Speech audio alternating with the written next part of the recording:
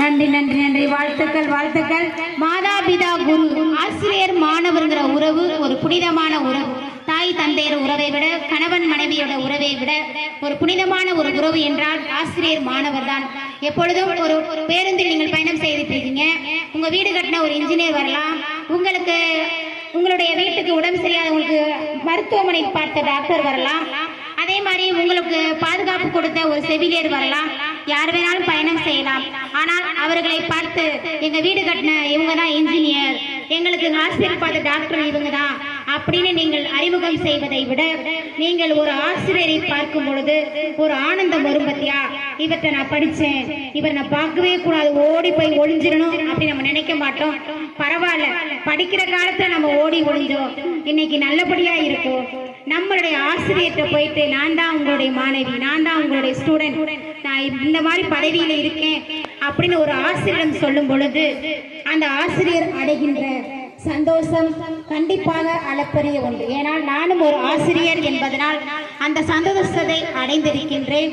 அதனால் அந்த ஆசிரியர் மாணவருக்கான உறவு இப்பொழுது சிதைந்து கொண்டிருக்கின்றது என்பதை மோனிகா அழகாக பதிவு செய்திருக்கார். இதற்கெல்லாம் காரணம் என்ன? இப்போ இன்றைய காலகட்டங்களில் இருக்கின்ற சோசியல் மீடியா தான்.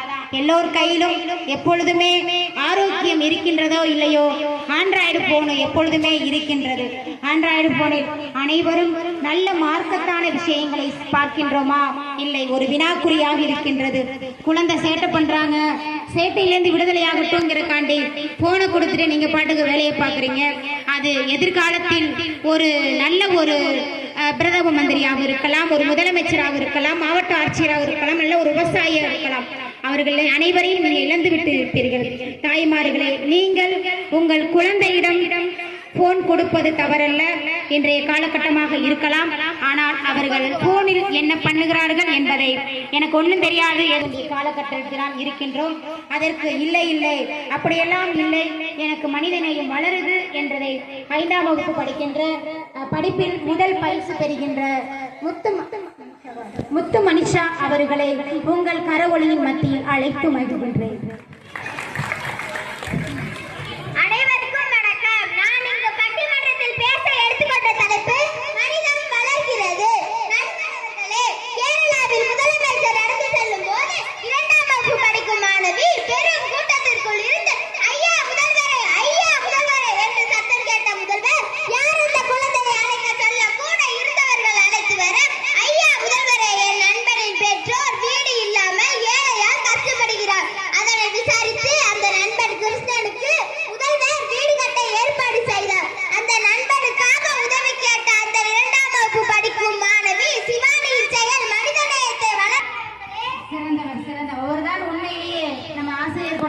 மனிதநேயம் பண்பாளர் நம்ம கூடவே வாழ்ந்திருக்கிறாங்க. அன்னை தெரசாவை பற்றி நம்ம படிக்கின்றோம், ஆனால் வரலாறு நம் முன்னே கண்முன்னே காட்சி அளிக்கிறது. அதற்கு உதாரணமாக இருந்தவர் நம்முடைய அப்துல் கலாம் ஐயாவை கண்டிப்பாக எல்லோருமே சொல்லலாம்.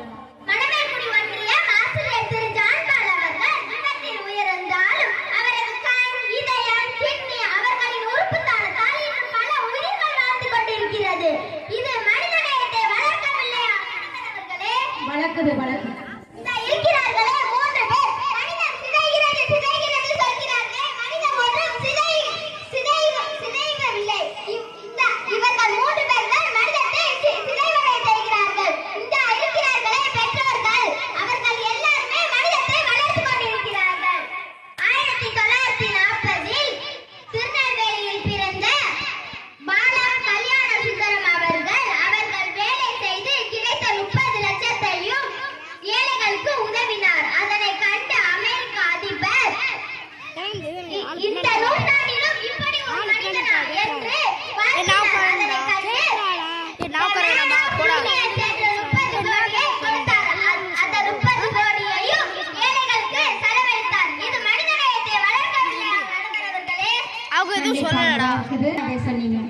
இன்றைய காலகட்டங்கள் எல்லாம் மனிதனையும் உரிமையா செய்யறதா மனிதன், பெருமைக்காக செய்யறது கிடையாது.